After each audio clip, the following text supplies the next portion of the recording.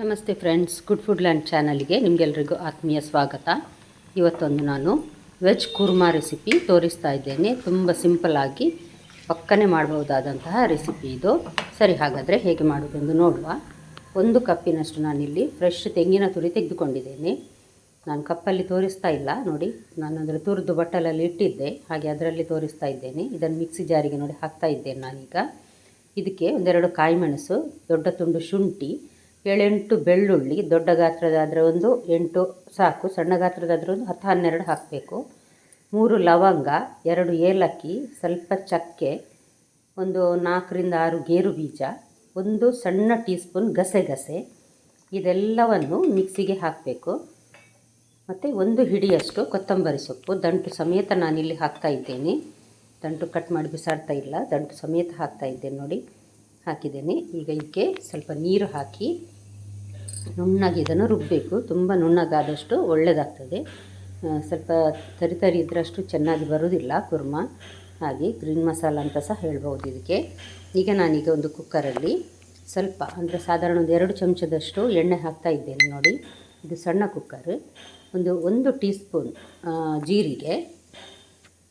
ಇದು ಸ್ವಲ್ಪ ಚಟಪಟ ಅನ್ನುವಾಗ ನಾವು ಈರುಳ್ಳಿ, ಒಂದು ದೊಡ್ಡ ಗಡ್ಡೆ ಈರುಳ್ಳಿಯನ್ನು ಸಣ್ಣಗೆ ಕಟ್ ಮಾಡಿ ಇಟ್ಟಿದ್ದೇನೆ ನಾನು.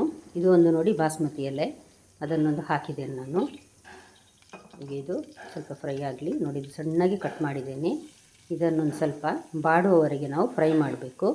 ಸ್ವಲ್ಪ ಸಾಫ್ಟ್ ಆಗಬೇಕು ಇದು, ಅಷ್ಟರವರೆಗೆ ನಾವು ಇದನ್ನು ಫ್ರೈ ಮಾಡಿ ನಂತರ ಒಂದು ದೊಡ್ಡ ಟೊಮೆಟೊ ಅಥವಾ ಸಣ್ಣ ಗಾತ್ರದಾದರೆ 2 ತೆಗೆದುಕೊಳ್ಬೋದು. ಇದನ್ನು ಅಷ್ಟೇ ಸಣ್ಣಗೆ ಕಟ್ ಮಾಡಿದ್ದೇನೆ ನಾನು.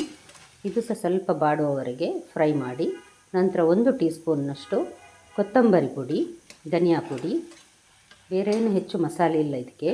ಮತ್ತು ನಾನೀಗ ಗ್ರೈಂಡ್ ಮಾಡಿಟ್ಟಂತಹ ಗ್ರೀನ್ ಮಸಾಲೆಯನ್ನು ಹಾಕ್ತಾ ಇದ್ದೇನೆ ನೋಡಿ, ಕುರ್ಮಾ ಮಸಾಲ ಇದು. ಇದನ್ನು ಹಾಕಿ ಹಸಿ ವಾಸನೆ ಹೋಗುವವರೆಗೆ ಸ್ವಲ್ಪ ಫ್ರೈ ಮಾಡಬೇಕು ಇದನ್ನು ನಾವು. ಇದರ ಸ್ವಲ್ಪ ಹಸಿ ವಾಸನೆ ಹೋದರೆ ಒಳ್ಳೆಯದಾಗ್ತದೆ, ಅದಕ್ಕೋಸ್ಕರ ಸ್ವಲ್ಪ ಸರಿ ಫ್ರೈ ಆಗಿದೆ. ಈಗ ನಾನು ಸಣ್ಣಗೆ ಕಟ್ ಮಾಡಿದ ಬಟಾಟೆ, ಒಂದು ದೊಡ್ಡ ಗಾತ್ರದ ಬಟಾಟೆ ಮತ್ತು 1 ಹಿಡಿಯಷ್ಟು ಹಸಿ ಬಟಾಣಿ, ಇದೆರಡನ್ನೂ ಹಾಕಿ ಒಂದು ಸಲ ಇದರೊಟ್ಟಿಗೆ ನಾನು ಫ್ರೈ ಮಾಡ್ತೇನೆ. ಸಾಧಾರಣ ಒಂದು 5-6 ನಿಮಿಷ ಇದೇ ರೀತಿ ಮೆಲ್ಲ ಉರಿಯಲ್ಲಿ ನಾನು ಫ್ರೈ ಮಾಡ್ತೇನೆ. ನಂತರ ಇದಕ್ಕೆ ಮಿಕ್ಸಿ ತೊಳೆದ ಸ್ವಲ್ಪ ನೀರನ್ನು ಹಾಕ್ತೇನೆ. ಸಾಧಾರಣ 1 ಲೋಟದಷ್ಟು ನೀರನ್ನು ಹಾಕಿದ್ದೇನೆ. ಚೆನ್ನಾಗಿ ಬಿಸಿಯಾಗಿದೆ ಈಗ ಇದು.